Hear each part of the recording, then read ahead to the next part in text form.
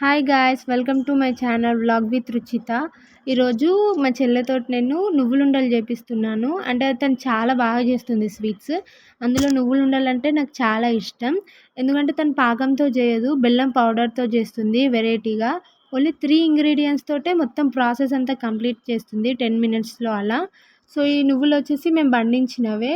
So, అవి ఒక cup తీసుకొని ఆహ్, దోరగా వేయించుకోవాలి. కొంచెం కలర్ చేంజ్ అయినంత వరకు కొంచెం వేయించుకోవాలి.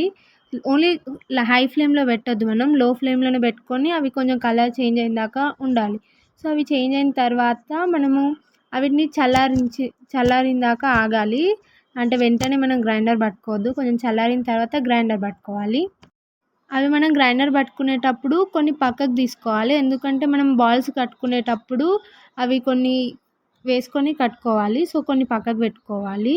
తర్వాత అది గ్రైండర్ పట్టుకున్న తర్వాత అందులోనే బెల్లం పౌడర్ వేసుకోవాలి. నేను ఒక కప్పు నువ్వులు తీసుకుంటే ఒక కప్పులో కొంచెం తక్కువ అలా బెల్లం పౌడర్ తీసుకున్నాను. తర్వాత కుడక పౌడర్ తీసుకున్నాను. అది వచ్చేసి మనకి ఆప్షనల్. తర్వాత ఇలాచి పౌడర్ వేసుకొని గ్రైండర్ పట్టుకోవాలి. స్మూత్‌గా పట్టుకోవాలి. సో, గ్రైండర్ అయిపోయిన తర్వాత ఒక పెద్ద బౌల్‌లో తీసుకున్నాను నేను. మొత్తం తీసేసుకున్నాను.